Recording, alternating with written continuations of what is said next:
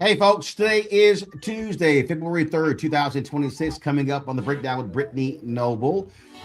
Guess what? A federal judge has blocked the Department of Homeland Security scheme to kick more than 300,000 Haitians out of the country. We'll tell you why the motion was denied. Also, a Tuskegee basketball coach humiliated after he was arrested at the end of a game against Morehouse. We'll talk with his lawyer. Also, speaking of the Department of Homeland Security, Democrats say it's time for Kristi Noem to go. Lastly, Donald Trump says that Republicans should take over the voting apparatus in 15 Democratic states.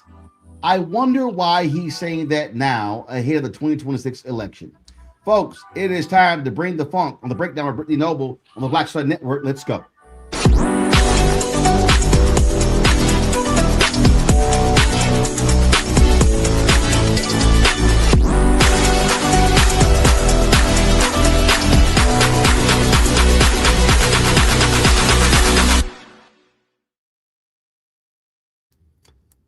All right, folks, welcome to today's show. I'm Roland Martin, filling in for Brittany Noble. Lots to get to. Let's talk about this first story. It deals with Department of Homeland Security Secretary Ice Barbie Kristi Noem. The chairs the Congressional Tri-Caucus, which includes the Congressional Black Caucus, Hispanic, are rallying outside ICE headquarters in D.C. today. The members are calling for the firing of Kristi Noem. They say it is the ongoing ICE abuses and violation of due process or simply out of control. Members are holding the agency accountable also for the murders of Renee Good and Alex Pretty. This has been going on for quite some time. In fact, you have some members who have said that that frankly she needs to be impeached. The pressure has been on her. Of course, after the killing of Alex Pretty, Kristi Noem actually came out and said that that her responses to his death, her responses, she said that that was really about it was really about what she was getting from Stephen Miller and Donald Trump. And so there's been lots of pressure. One of the folks who was speaking at today's rally was Georgia Congresswoman Lucy McBath. She, of course, was speaking out at the podium. I'm going to play for you several bites from that. But let's hear from Lucy McBath.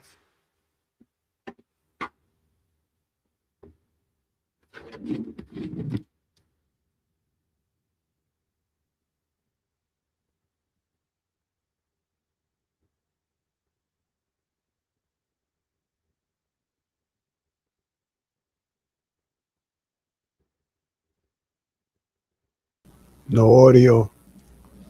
All right, folks. Not sure why we're not getting any audio. We'll try to work on that. Not sure why we're getting any audio. So I'm seeing audio, but not sure why it's not coming across to you. And so again, these members were talking about Fire Noem, saying that it's important to protect our communities, and that's why that rally was taking place today. So what we're going to do is we're going to queue up some more video. Hopefully, we can get the audio to properly play because we do want you to hear what they had to say at the rally. And so let me do this here. I'm going to go to a quick break. We're going to get the audio fixed, and I'll be right back on the breakdown with Brittany Noble.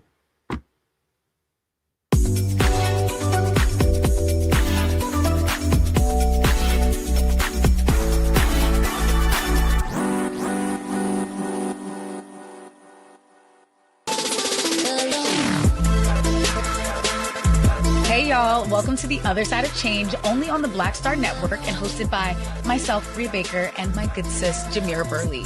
We are just two millennial women tackling everything at the intersection of politics, gender, and pop culture. And we don't just settle for commentary. This is about solution-driven dialogue to get us to the world as it could be and not just as it is. Watch us on the Black Star Network, so tune in to The Other Side of Change.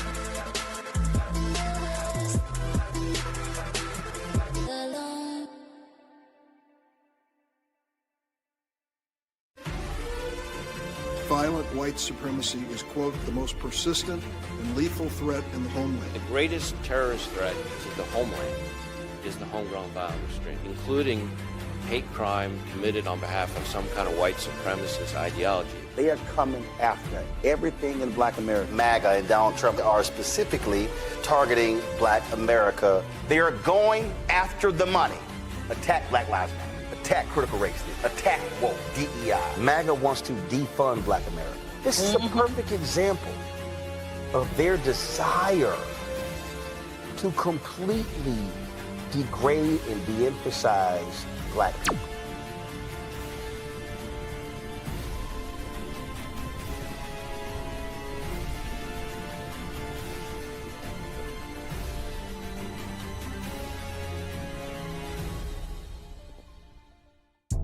Hi, I'm Swing Cash, Basketball Hall of Famer, and you're watching Black Star Network.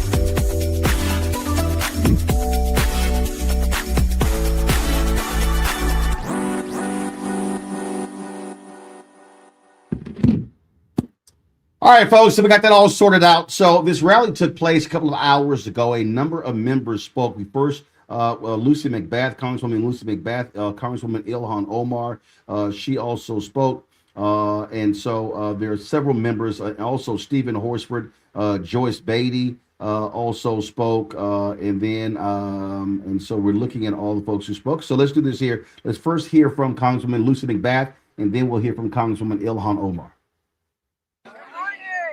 Thank you all for joining us here. It's imperative that we be here.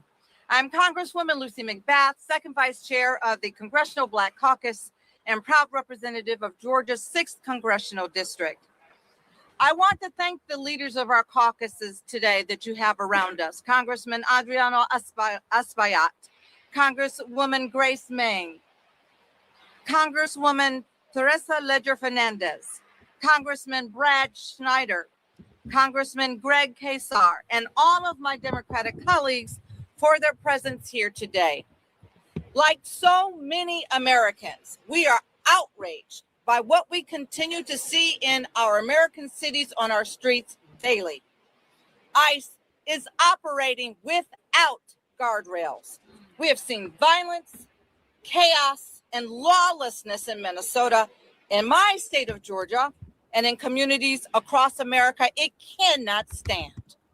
We have watched our neighbors terrorized and brutalized.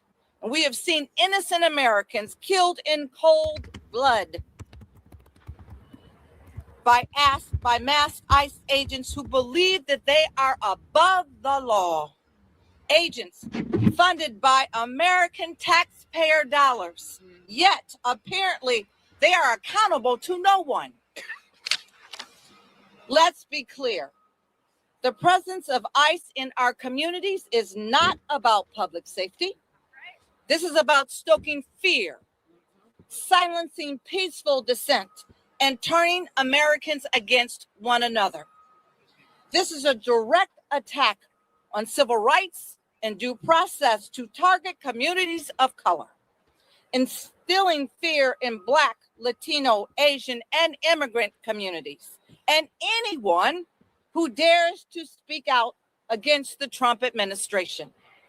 Kristi Noem has refused to provide Congress or the American people with the transparency and the justice that we and the families of those murdered by masked agents deserve and demand. This depravity starts at the top, and she must be held accountable. She must resign or face impeachment. Let's go! The Congressional Black Caucus and House Democrats will not back down. We are not backing down. And we will continue standing with our communities because they deserve that and so much more. And to our neighbors who have chosen to protest peacefully, stay strong, stay peaceful, and rise above the chaos. The right to protest, to speak out against injustice is fundamental to our democracy. It's protected by our Constitution. Thank you. Thank you for being here. Thank you for standing up. And now it is my privilege to introduce to you and welcome Representative Teresa Ledger Fernandez.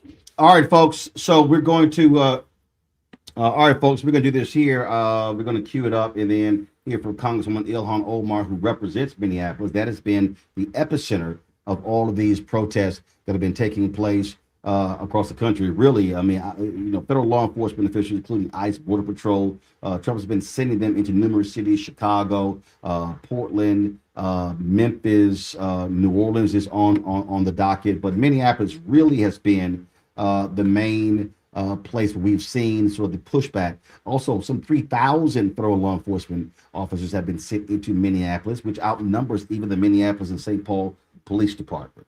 And so that's one of the reasons why you're seeing this again in the last couple of months. You've seen the shooting death of Renee Good. You've seen the shooting death of Alex Preddy, and that has raised significant tension. You've had Minnesota Governor Tim Walz saying it's time for ICE to go. Minneapolis Mayor Jacob Fry saying it's time for ICE to go. And so it has been lots and lots and lots of tension in there in Minneapolis. Here is their Congresswoman Ilhan Omar. Good morning, everyone. It is an honor to be here with you all. I represent Minneapolis, which is currently under occupation. We do not exaggerate when we say we have schools where 2/3 of the students are afraid to go to school. We do not exaggerate when we say we have people who are afraid to go to the hospital because our hospitals have occupying paramilitary forces. We do not exaggerate when we say our restaurants are shutting down because there are not enough people to drive the employees to work and from work. We do not exaggerate when I say we have people who are housing other people because they are afraid to go home. That's right. And that is all happening in an American city. Mm-hmm. We have two neighbors, two of my constituents, who were shot by federal agents as cameras recorded. And their president maligned their name and told us not to believe our eyes. Shame. When we say it is time for Kristi Noem to go, we mean it now. Let's go. When we say there needs to be accountability for the architect of the terror we are facing in Minneapolis and so many other cities, which is Stephen Miller, we mean we need accountability for him now. Let's go. So thank you all for being here. Thank you for joining the call to get ICE out of our cities, for us to dismantle this department that is not just rogue, but unlawful. And yes, obviously, if Kristi Noem does not resign and the president doesn't fire her, Democrats are ready and willing to impeach her. Let's go. Let's go. I now call. So again, you see right here, you get the sense of the tensions there, and so again, a number of Democrats actually spoke at that particular rally. If you want to see the full live stream, all you got to do is simply go to our Black Star Network channel, or you can go to our YouTube channel, youtube.com/Roland S. Martin. Click live, and you'll actually see the a little more than an hour, about a 1 hour and 1 minute news conference that we live streamed that took place again at 10 a.m. Eastern this morning. All right, let's talk about what's happening with Elon Musk's ex in Paris. Prosecutors have summoned him after authorities raided the ex offices in France. Prosecutors say the questioning is part of an investigation into potential criminal offenses, including complicity in the possession and distribution of child pornography images, the sexual deepfakes and AI-based human image synthesis technique, and fraudulent extraction of data from an automated processing system. The search was carried out by prosecutors and French police cybercrime unit. Former ex-CEO Linda Yaccarino is also wanted for questioning about the platform's adherence to French law. All right, folks, let's talk about this huge story. Today was the day where the temporary protected status of Haitians expired. It expired at midnight, and deportations would have started. In fact, one of the things that also started is that Trump had moved in ICE agents into Ohio today, the exact same time that was, of course, expiring. And the idea was that they were going to begin to target and deport Haitians. Well, a federal judge has halted the Department of Homeland Security's plan to end deportation protections for 350,000 Haitians. Of course, that plan was put in motion when Kristi Noem ruled that it was indeed a time for that to end. It was announced ahead of the program's termination. Again, today, February 3rd, was the deadline. This bans the government from invalidating Haitians' legal status and work permits of active enrollees by arresting and deporting them. This U.S. District Judge Anna Reyes issued the ruling, and this is exactly what she said in that particular ruling. She said, quote, this is the conclusion, there's an old adage among lawyers: if you have the facts on your side, pound the facts. If you have the law on your side, pound the law. You have neither, pound the table. Secretary Noem, the record to date shows, does not have the facts on her side, or at least has ignored them. Does not have the law on her side, or at least has ignored it. Having neither and bringing the adage into the 21st century, she pounds X, also known as Twitter. Kristi Noem has a First Amendment right to call immigrants killers, leeches, entitlement junkies, and any other inapt name she wants. Secretary Noem, however, is constrained by both our Constitution and the APA to apply faithfully the facts to the law in implementing the TPS program. The record to date shows she has yet to do that. By accompanying order, the court grants plaintiffs renewed motion for a stay, and it assigned Anna C. Reyes, United States District Judge. I have seen a lot of rulings from federal judges, but man, that is one that is deeply personal and targeted to Kristi Noem. And it is, it truly is an amazing order. She laid out that the Administrative Procedures Act does not take into consideration the overwhelming evidence of present danger in Haiti, and that was the reason for her particular ruling. We'll have more of this tonight at 6 p.m. Eastern on Roland Martin Unfiltered. Let's talk about happening in Maryland, where Democrats are moving forward with changing their congressional maps. Now, remember, all of this started in Texas when Donald Trump demanded that Texas find him 5 new seats. Well, they changed their maps there. That set off a massive race across the country. California, Kansas, Missouri, Ohio. I mean, we can go on and on and on. Well, Maryland, the Maryland House has passed a new congressional map. The proposed map could allow Democrats to pick up an additional seat in this year's midterm elections. Again, the move was pushed by Governor Wes Moore and national Democrats, yet the state's top Democratic senator, Senate President Bill Ferguson, has opposed those efforts. He says there isn't enough support in the Democratic-led Senate for the map, which has been designed to allow the party to control all 8 of the state's congressional districts rather than 7. Now, keep in mind, this exact same thing happened in Indiana. The Indiana House, under intense pressure from Donald Trump, from J.D. Vance and others, what they did was they put massive pressure. The Indiana House approved the map, yet it failed in the Indiana Senate, so therefore it did not go through. Now, keep in mind, Maryland also has the largest Black caucus of any state in the country. Here you have Democrats that control the House, Democrats control the Senate, and the Democrats control the governor's mansion. The question is, will Governor Wes Moore, this is going to be a test of his power, will he have the ability to persuade Democrats who are frankly unsure to actually vote for this measure? We'll be checking to see if that happens. Also, folks, the partial government shutdown could very well end soon. The House rule easily advanced the funding package in a party line vote late Monday.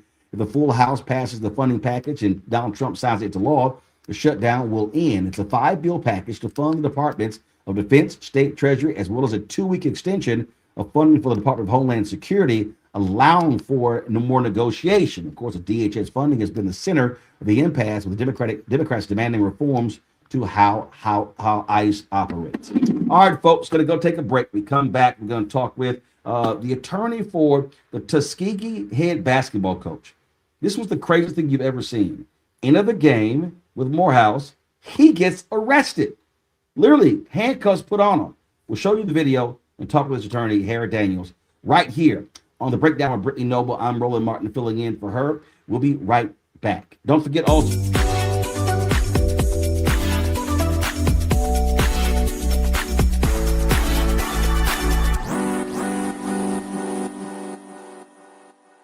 They said the quiet part out loud.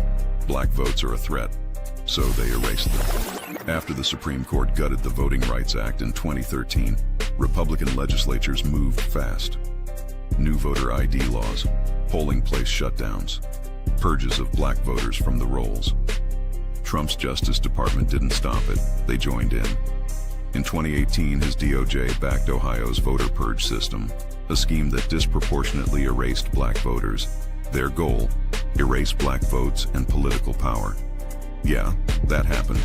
These are the kinds of stories that we cover every day on Roland Martin Unfiltered. Subscribe on YouTube and download the Black Star Network app.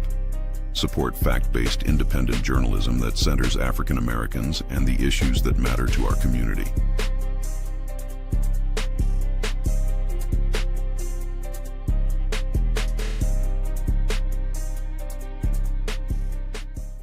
If in this country right now, you have people get up in the morning and the only thing they can think about is how many people they can hurt, and they got the power, that's the time for mourning. For better or worse, what makes America special, it's that legal system that's supposed to protect minorities from the tyranny of the majority. We are at a point of a moral emergency. We must raise a voice of outrage We must raise a voice of compassion, and we must raise a voice of unity. We are not in a crisis of party versus party. We are in a crisis of civilization, a human rights crisis, and a crisis of democracy itself. And guess what? You've been chosen to make sure that those that would destroy, those that would hate, don't have the final say, and they don't ultimately win. What's happening? This is your man, Motown recording artist Kim. You are watching the Black Star Network.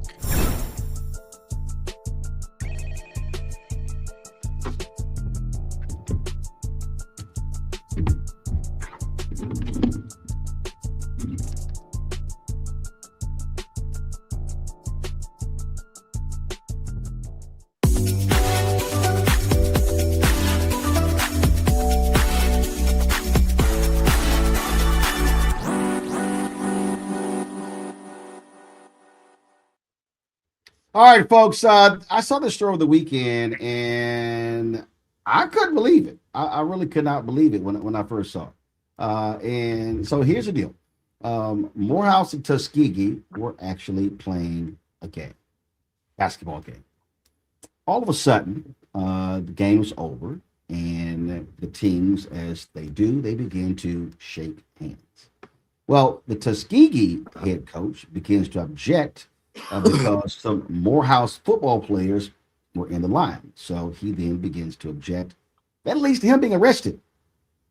Seriously, watch this video.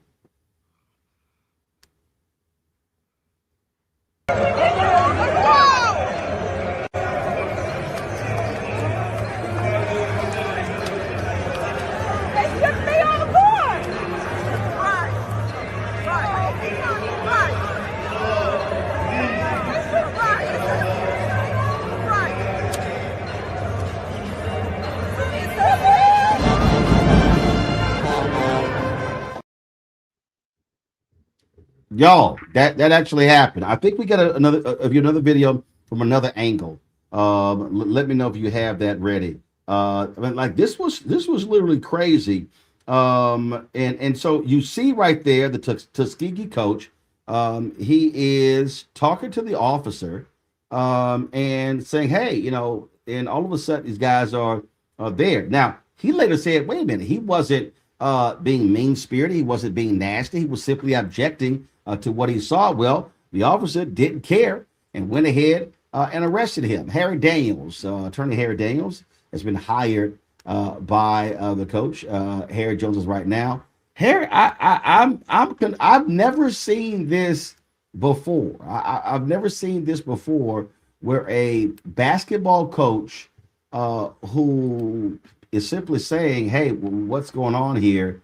Then he gets arrested. So Benji Taylor has hired you. Walk us through what the heck is going on. Thanks, Roland. I've never seen it before because it never happened before. Coach Taylor, like you described before, the football players were along the baseline under the goal, and they were heckling the players on the bench, equipment managers, and so on. And the rule in the conference says that fans cannot be on the floor. I mean, obviously, I know the football players are student athletes, but we're not at a football game. We're at a basketball game. You know, he complained about it throughout the game. At some point, an officer went down and stood with the football players, but they continued to act in the same way before. It seemed like the officer was actually laughing along with him. Then after the game, during the ceremonial, handshake, when the players come to shake hands at the end of the game, the football players decided to join the basketball players. Like, hey, we're gonna do what we want to do. And coach, who is on the committee of the rules, he's the head of the conference basketball, men's basketball. He's the chair. He complained about the security and safety that the police officer or the security staff there failed to adhere to. And once he had a conversation and disagreement, one of the officers asked him who was he talking to, and the coach said, "I'm talking to you." And the officer put him in handcuffs, arrested him in front of his players, family, friends, and sent him through a perp walk in front of the gymnasium full of people, 1,000 people. This is the most ridiculous thing. Now, we had a lot of cases And we deal with a lot of cases dealing with police misconduct. But you have a coach, a mentor, a person that we have entrusted our students to, student athletes, who's fighting for safety in handcuffs is ridiculous. Okay, so the game took place at Morehouse, right? Yeah, Morehouse College. Okay, so this officer, was he Atlanta Police Department? Was he Morehouse Police? Was he a hired security guard? Who is he? It's early on in the investigation. We have not been able to establish his employer. We do know that we see in the video, we see Morehouse badges on some of the officers, but we have not been able to actually identify his employee. But nevertheless, regardless of his employer status, he was acting on behalf of Morehouse, either contract, part-time, or full-time. Nevertheless, his job was to maintain the safety and security of that collegiate event, and he failed to do so. He actually added chaos and confusion. It's a video that's after the fact, rolling, where the coach is trying to get his players in the locker room while he was in handcuffs, begging them, to go to the locker room, and where the football players or a similar student, a body it seemed like they're being aggressive towards parents or other coaching staff. So it was complete lack of control on behalf of these officers. And unfortunately, it binds Morehouse there. I don't believe for 1 second that Morehouse institution as a whole believe or support what happened. But unfortunately, in this situation, you kind of got to wear the shoe.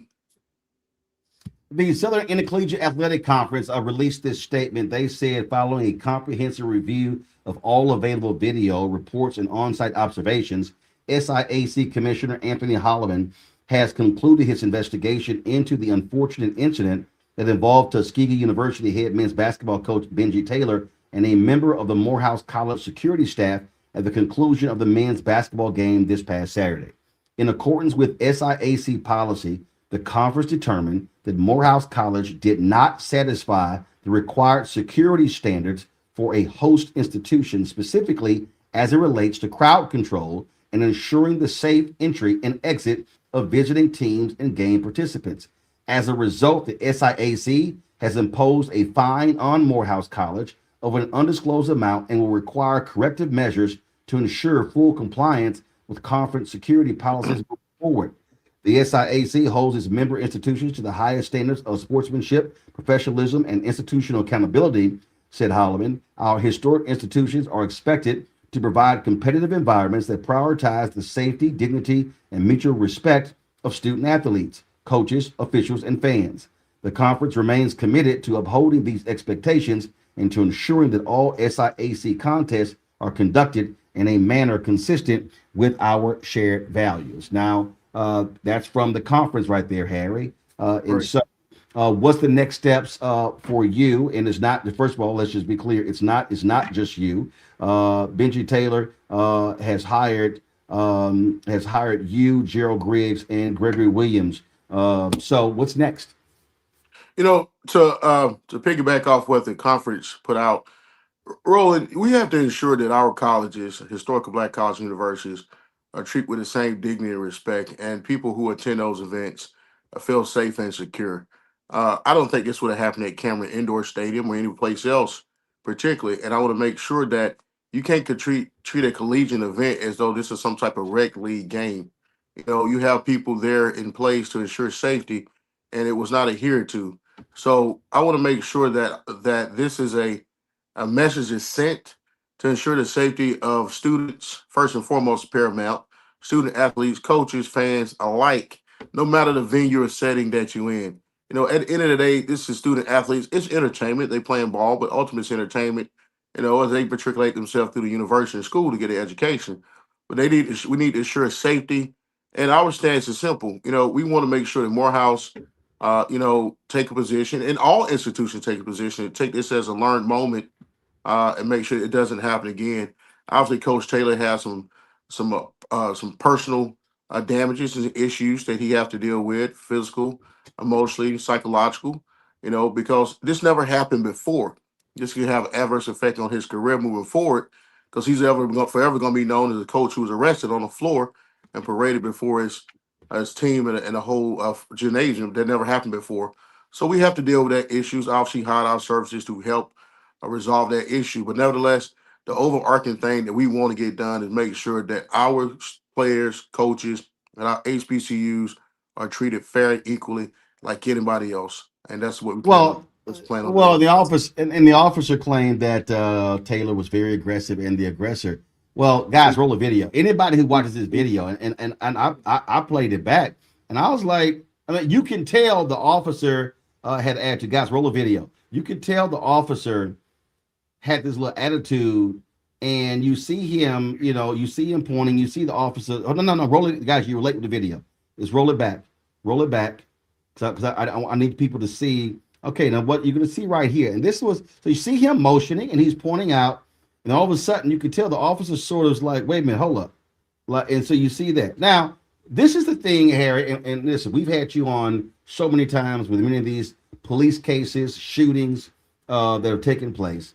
And we say this consistently, that the role of law enforcement, whether you are, guys, you can come back to us, the role of law enforcement, whether you are a police officer, whether you are a deputy sheriff, whether you are campus security, your job is to de-escalate. Right. At no time do you see the security officer going, Coach, take it easy, calm down. No, the body language you see is, you talking to me? So we all know, and all of a sudden, boom, his immediate reaction is grab the cuffs. So how I first think is he the only officer in the building? Were there any other officers on the scene? Is he the officer in charge? And so that your first reaction should not be slapping cuffs on. He didn't attack him. He didn't brush up against him, didn't hit him. So putting him in cuffs, that's a whole lot.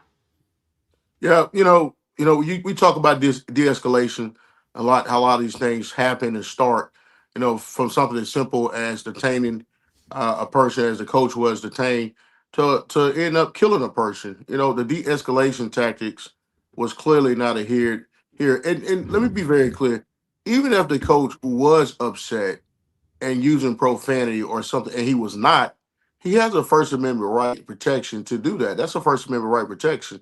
And the temperament of these officers have to understand that just because a person says something to you that you don't like, they're not threatening or aggressive in nature, they're threatening your person or anybody else, then you cannot resort to a flexing of ego trip to put them in handcuffs. This could have turned out very bad. His players could have been upset and brought to some type of riot and disagreement and it could have got real physical.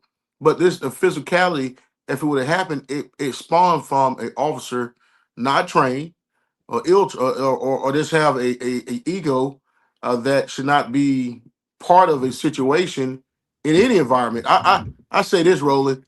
If he's willing to do this to the head coach of Tuskegee University, I can imagine what he's willing to do to the students at Morehouse College. Indeed. All right, Harry Daniels, keep us abreast of what happens next in this case. Appreciate it. Thanks, Roland. Have a good day.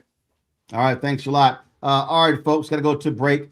We come back. Things are getting heated in Texas. Former Congressman Colin Allred, man, he lays down the wood against State Representative James Tallarico for being called allegedly a mediocre black man. I'm going to show you the video and show you Tallarico's response to that. Hey, folks, don't forget to support the work that we do. If you enjoy watching The Breakdown with Brittany Noble and, of course, Roland Martin Unfiltered and all the other shows on the Black Star Network, your support is critically important to our continued success. And so please do us a favor. If you want to support us, support our work, use the Stripe QR code. If you want to use Cash App, you see it right here. Click the Cash App Pay button to contribute. Checks and money order, make it payable to Roland Martin Unfiltered, P.O. Box 57196, Washington, D.C., 2003 7-0196. PayPal's R Martin Unfiltered, Venmo's RM Unfiltered, Zelle Roland at RolandSMartin.com, Roland at RolandMartinUnfiltered.com. We'll be right back.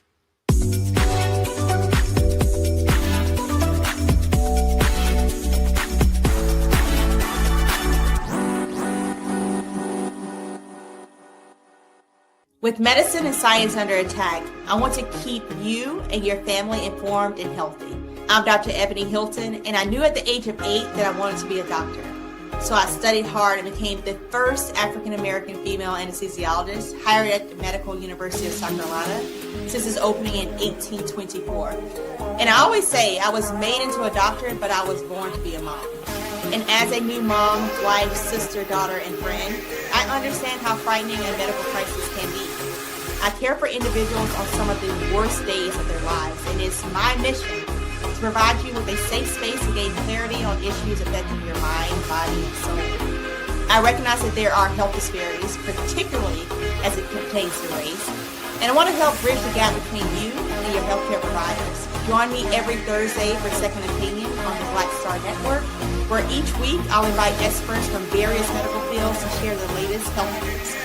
We'll discuss topics such as the vaccine debate, mental and sexual health, medical bias, infertility, menopause, andropause, nutrition, and aging. Together with my medical colleagues, we aim to provide you with a second opinion. Don't miss it, Thursdays only on the Black Star Network.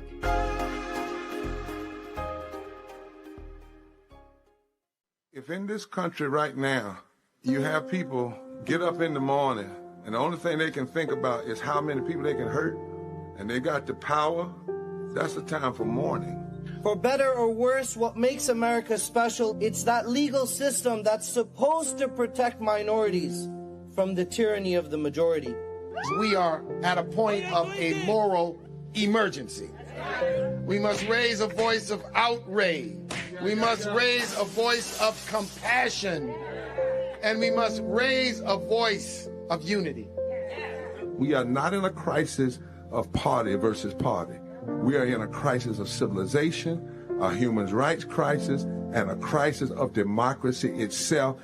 And guess what? You've been chosen to make sure that those that would destroy, those that would hate, don't have the final say, and they don't ultimately win. I'm Risa Colbert, and you're watching the Black Star Network.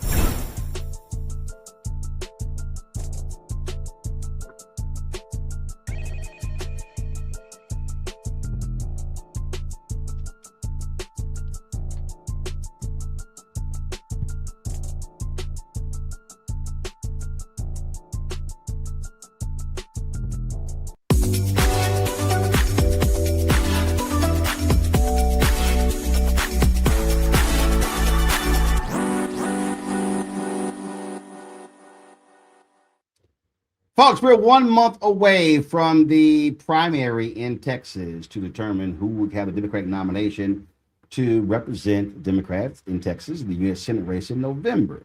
Race pits Congresswoman Jasmine Crockett against State Representative James Tallarico. And it's been a fairly, mild campaign, them not really attacking one another. Well, now things are getting a little froggy. Someone posted a video on social media saying that in a conversation, Tallarico called former Congressman Colin Allred, who ran for the United States Senate last year. Called him a mediocre black man. Well, Colin Allred responded to that in this video yesterday. First of all, let me just give you some free advice, James. If you want to compliment black women, just do it. Just do it. Don't do it while also tearing down a black man. Okay? We've seen that play before. We're actually, let's do this here. Give me 1 second. Is this the full video? Is this the full video? Because he did a 2 minute and 49. Okay, fine. I'm gonna play it. Let's see. See if we got the audio issues on my end fixed. So let's see if we can play this.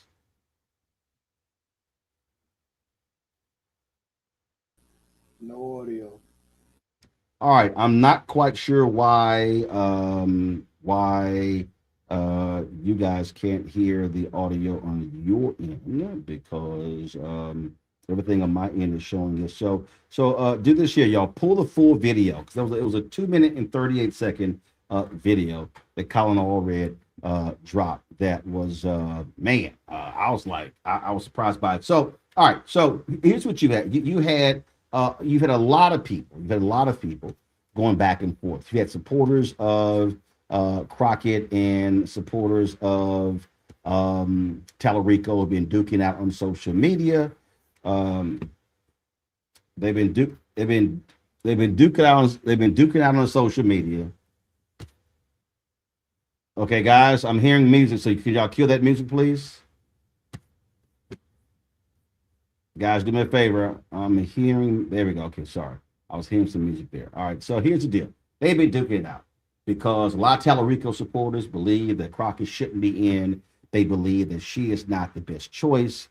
They believe that Tallarico stands the best chance to beat Republicans in the fall. So there are others who have been using some racially charged language in talking about her, and so it's been real back and forth. But this whole thing here has really sort of upended this, and so Allred makes his comment. Then all of a sudden, first of all, the allegation of what Tallarico said, then Colin Allred comes out and makes this statement, and then the campaign of James Tallarico then releases a statement. I'm going to have that for you next, but I want to play the Colin Allred comment first because it was not expected.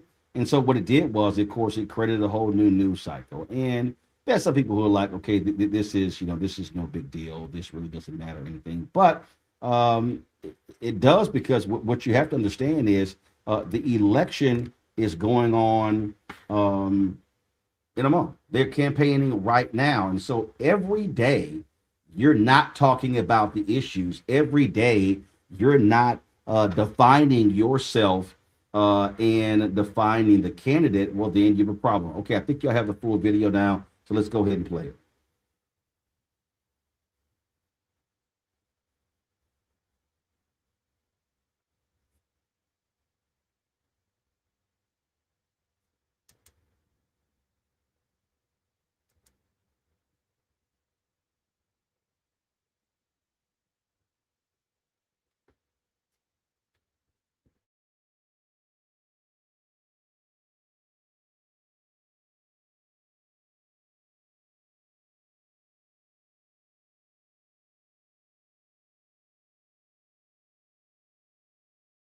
And I got some steam coming off my head because I'm, just finished my workout.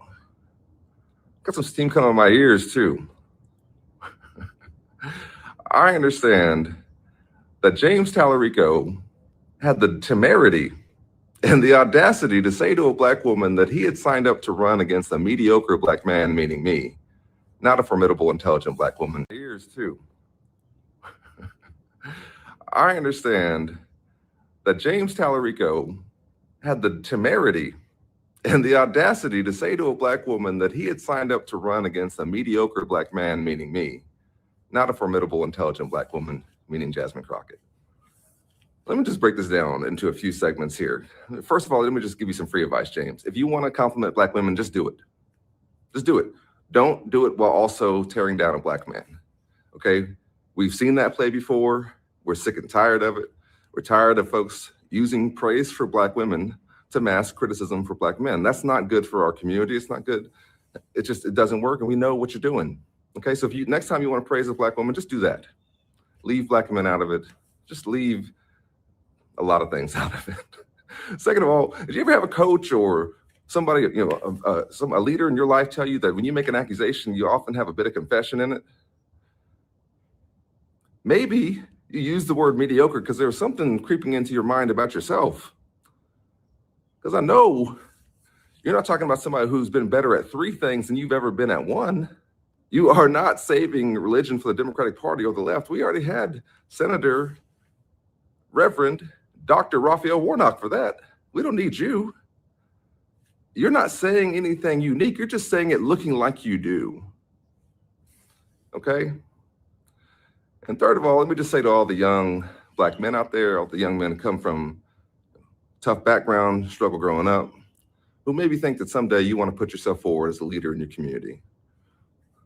It's going to have haters like this are going to show up, okay? And you're going to feel like you have to be twice as good and jump twice as high and talk twice as well but you don't have to. You can walk out there with your shoulders back and your head held up high, knowing who you are and the value that you bring, and understanding that this comes with the territory and that there's going to be folks like this.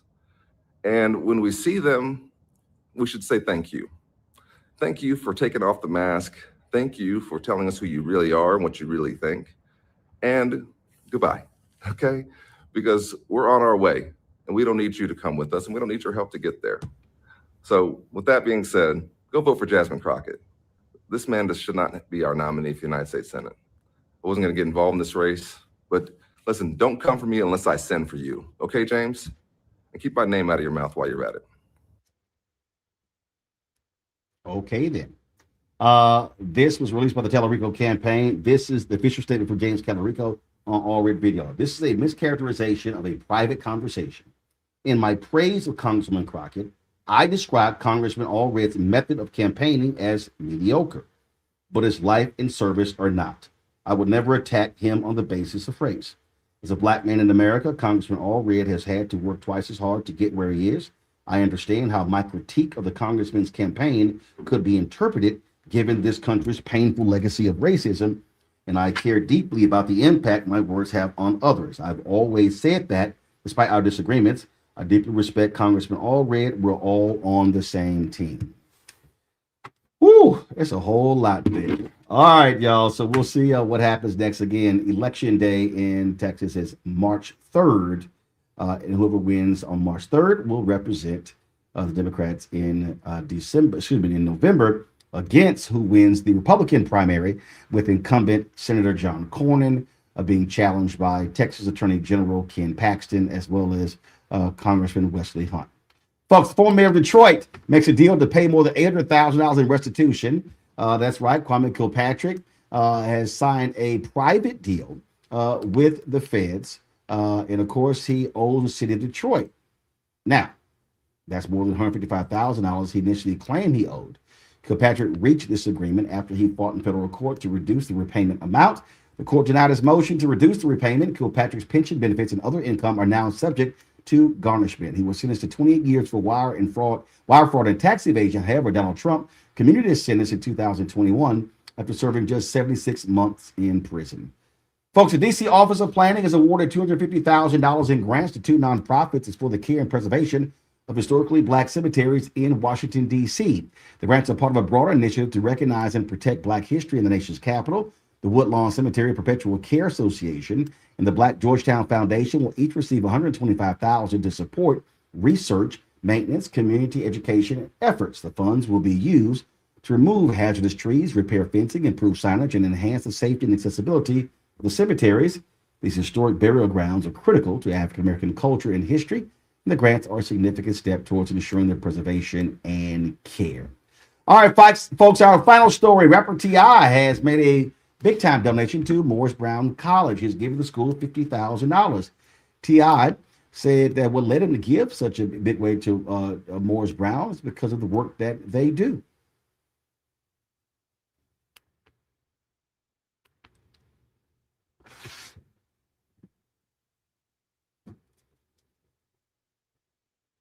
Said that they wanted to give away free tablets to people who needed them. And that's exactly what we're doing. All right. Shortly after my live, good buddy of mine just so happens to be the president of Morris Brown. And he hit me and said, man, you know what, man? We need some of them tablets. Yes, sir. And of course, man, I said, man, no problem. Shit. So he pulled up on me today, and we have just agreed that on Monday we will be giving away 217. Yes, sir. 217 of these. If you are a student at Morris Brown, you'll be receiving one of these tablets for free. Yeah. You know, I was approached by these guys. All right, folks, the donation is part of a broader funding effort that includes federal support, faith-based contributions, and others. Of course, when he referenced the president, he's referencing Kevin James. Of course, he was remember, moved as president, and then he was brought back by the board a week later. So certainly, congratulations, T.I. Congratulations, Morris Brown. All right, folks, that is it for us. Brittany Noble's going to be back in the seat tomorrow hosting the Breakdown with Brittany Noble. I appreciate y'all checking out today's show. Do me a favor. Be sure to support the work that we do, first and foremost, by joining our Bring the Funk fan club. That supports all of the shows on the Black Star Network. We're now up to 7 shows, including this show, which is new. This is only the second week. Ebony Hilton's show, Second Opinion with Dr. Ebony Jade Hilton, which, of course, we air every Thursday. And so if you want to support that work, please do so by using Cash App. Use the Stripe QR code. You see it right here. You can also use that QR code for credit cards as well. Checks in money order, make it payable to Roland Martin Unfiltered. The bank account is set up in that name. P.O. Box 57196, Washington, D.C., 20037-0196. PayPal's R Martin Unfiltered. Venmo's RM Unfiltered. Zelle, Roland at RolandSMartin.com. Roland at RolandMartinUnfiltered.com. Also, folks, support the work that we do by doing this here. Download the Black Star Network app, Apple phone, Android phone, Apple TV, Android TV, Roku, Amazon Fire TV, Samsung Smart TV. If you want to get our Roland Martin Unfiltered and Black Star Network swag, go to shopblackstarnetwork.com. Go to shopblackstarnetwork.com. And of course, shopblackstarnetwork.com. We got all our Black-owned products. Support our Black-owned companies. A lot of great products are there. You're looking for gifts and things along those lines. Simply go to shopblackstarnetwork.com. And don't forget, download the app Fan Base. We'll be checking us out there soon once they get add the RTMP feature. So lots of going, folks. And don't forget, I'll see you at 6 p.m. Eastern right here on Roland Martin Unfiltered. Lots to break down. We'll cover more of the news of the day and talk about Donald Trump saying that Republicans should be taking over voting in 15 Democratic states. What the hell is that about? Oh, trust me, I will explain tonight on Roland Martin Unfiltered. Folks, that's it. We'll see you tomorrow right here on the Breakdown with Brittany. Holla!